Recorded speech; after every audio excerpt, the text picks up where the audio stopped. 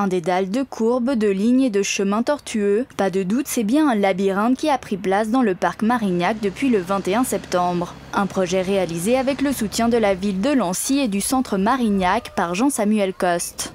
À découvrir un tracé de 2 km que l'on parcourt en près de 15 minutes. Après l'étonnement face à cet ouvrage insolite, c'est l'enthousiasme qui domine auprès des passants. Je trouve que c'est une chouette idée comme un jeu pour marcher différemment, avec un regard différent de l'espace. Je trouve que c'est une bonne idée d'exploiter ça et je me réjouis de venir avec mes enfants. Au début, je ne savais pas trop ce que c'était, mais ça peut être rigolo de faire le labyrinthe. C'est une très bonne idée pour les enfants et aussi pour des adultes.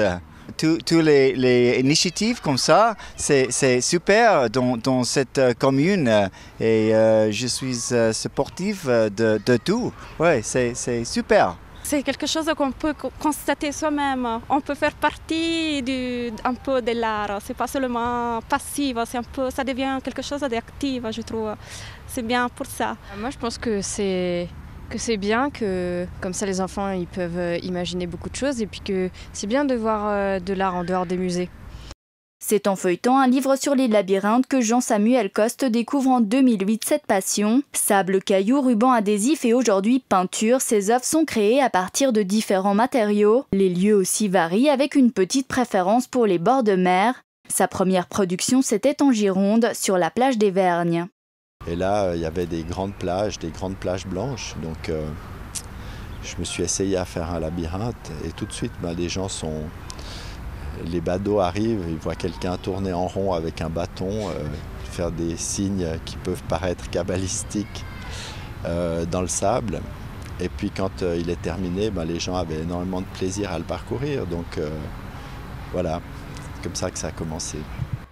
Il a fallu 2 jours de travail pour la réalisation de Marignac, une production tracée à l'aide d'une marqueuse de terrain de football.